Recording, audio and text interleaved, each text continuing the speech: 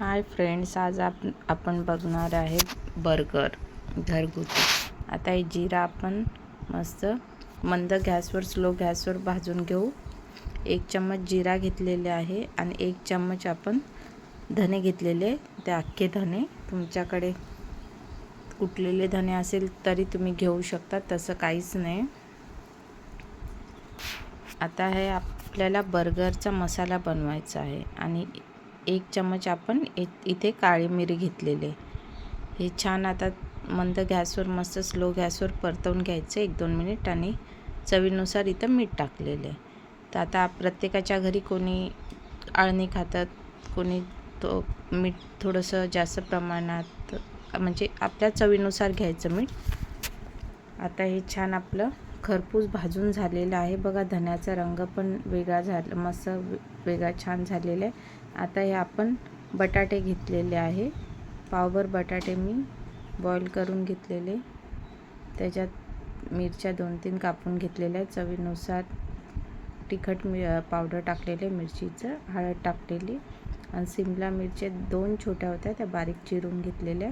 याच्यात तुम्ही पत्ताकोबी टाकू शकता, कांदा टाकू शकता, गाजर टाकू शकता, कुठल्याही फळभाज्या टाकू शकता आपल्या चवीनुसार, आवडीनुसार. आता हे सर्व छान एकत्र मिश्रण करून घ्यायचे आपल्याला. सर्व मिश्रण एकत्र करून घ्यायचे, मस्त छान एकत्र करून घ्यायचं, एकजीव करायचं. तर छान झालेले आपलं. आता याच्यात कोथिंबीर टाकली. तर छान एकत्र मिश्रण झालेलं आहे, मस्त. आता याच्या आपल्याला आलूच्या भाजीची मस्त टिक्की करून घ्यायची. तो जो गरम मसाला केला होता तो पण मी त्या मिश्रणातच टाकलेला आहे. आता याच्या मस्त तुमच्या आवडीनुसार, तुम्हाला त्रिकोण टिक्की पाहिजे तर तुम्ही वेगवेगळे आकार शेप देऊ शकता. मी इथं गोल बनवलेले आहे. आणि तुम्हाला मोठी साईज पाहिजे, मोठी साईज बनवू शकता, छोटी साईज बनवू शकता, आपल्यावर आहे ते अवलंबून. आता हे छान मी आलू टिक्की, आता एकसारखे आपण 4-5 आलू टिक्की करून घेऊया, मस्त.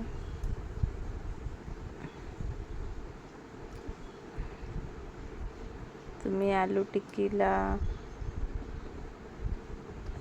रवामध्ये पण तुम्ही फ्राय करू शकतात, आपल्यावर बेसनामध्ये फ्राय करू शकतात. मला आणि माझ्या मुलींना असंच आवडतं बर्गरमध्ये टिक्की, सिंपल, म्हणून मी सिंपलच बनवलेलं आहे. मी याच्यासाठी तुम्हाला ही रेसिपी शेअर करत आहे की अशा प्रकारेही आपण करू शकतो बर्गर घरगुती, मस्त छान. आता याच्यावर मी छान तीळ टाकलेली आहे, कारण की जेव्हा आपण एक बाईट खातो ना, तेव्हा तीळ छान दाताखाली येते आणि त्याचा स्वाद मस्त, टेस्ट छान लागते. तर आता आपल्याला एक छान खरपूस भाजून घ्यायचे.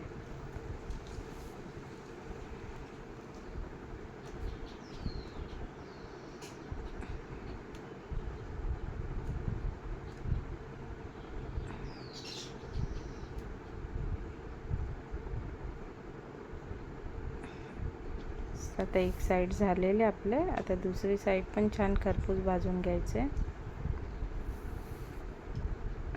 आता दुसरी साईड बघा, छान झालेली एकदम मस्त.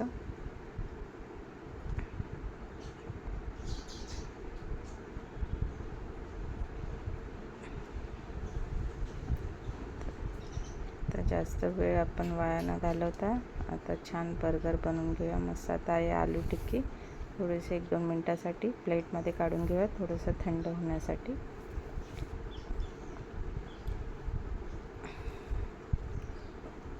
तर छान झालेले खरपूस, बघू शकता तुम्ही. आता आपल्याला बर्गरचे पाव, थोडंसं तेल टाकलं, त्याच्यात लाल मिरची पावडर टाकायची.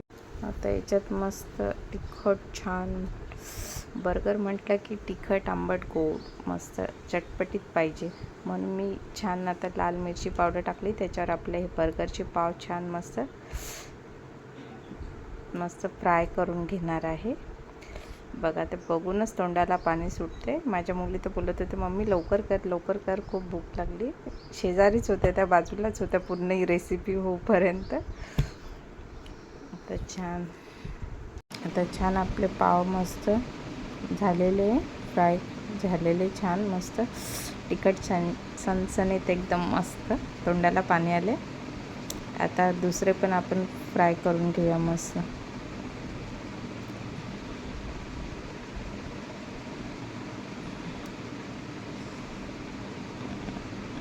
जबरदस्त हे बर्गर अशा पद्धतीने तुम्ही खरंच नक्की करून बघा, मस्त लागतात.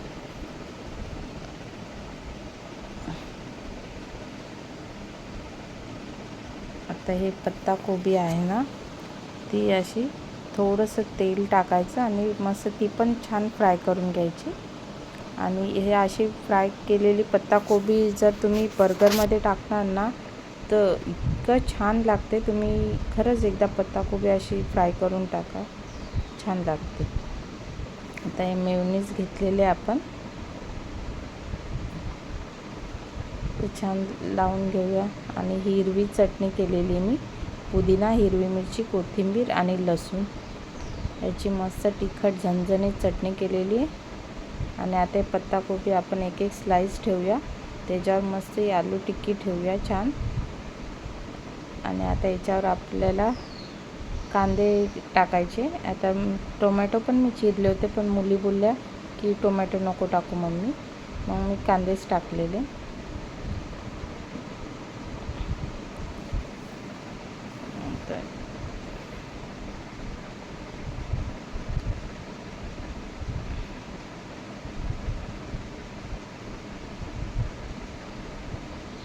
त्याच्यावर आपल्याला हे टाकायचे, काय बोलतात,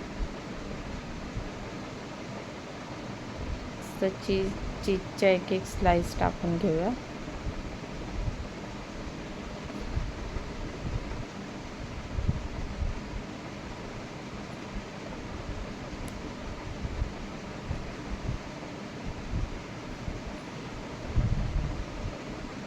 तर हे आपले मस्त त्याच्यावर चटणी परत थोडीशी. आता मस्त, आता हे परत एकदा छान. तुम्हाला जर असं खायचं असेल तर तुम्ही असं खाऊ शकता, पण माझ्या मुलींना कसं ते पाव आहे ना, थोडेसे असे क्रंची पाहिजे, मस्त कडक, म्हणजे एक एक बाईट खाल्लं की एकदम कुरुम कुरुम आवाज आला पाहिजे. तर आता मी हे परत एकदा छान स्लो गॅसवर एकदा रोस्ट करून घेणार आहे. याच्यात मी टोमॅटो सॉस विसरली, मुली बोलल्या मम्मी टोमॅटो सॉस नाही टाकला, टाक टाक टाक. मग आता परत हे पाव खोलून परत टोमॅटो सॉस टाकावा लागला मला. तर टोमॅटो सॉसशिवाय टेस्ट येत नाही बर्गरला, आंबट गोड तिखट. आता बघा एकदम छान कुरकुरीत झालेलं आहे, तुम्हाला पावाच्या रंगाने समजत असेल. एकदम जबरदस्त कुरकुरीत मस्त झालेलं आहे. आता पटापट आपण मस्त बर्गर बघा, एकदम एकजीव झालेला आहे. पाव म्हणजे असा वेगळा नाही आहे, ते मिश्रण सर्व एकत्र झालेलं आहे.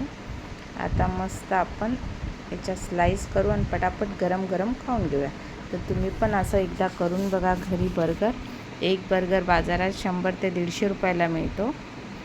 तर 100-150 रुपयात तर आपले 4-5 बर्गर होऊन जातात. ते एकदा नक्की असं करून बघा. आता पावसाचे दिवस आहे, पाऊस छान पडत होता. घरी जेवढं साहित्य होतं मी तेवढ्यात बनवलं, पण माझ्या मुलींना खरोखर खूप आवडलं. तर बघा सर्व एकजीव झालेलं, असं वेगळं काहीच नाही. आणि असं मिश्रण एकत्र झालेलं, ते खायला पण इतकं छान लागते ना, खूपच छान. तर माझ्या चॅनलला सबस्क्राईब करा, कमेंट्स करा, लाईक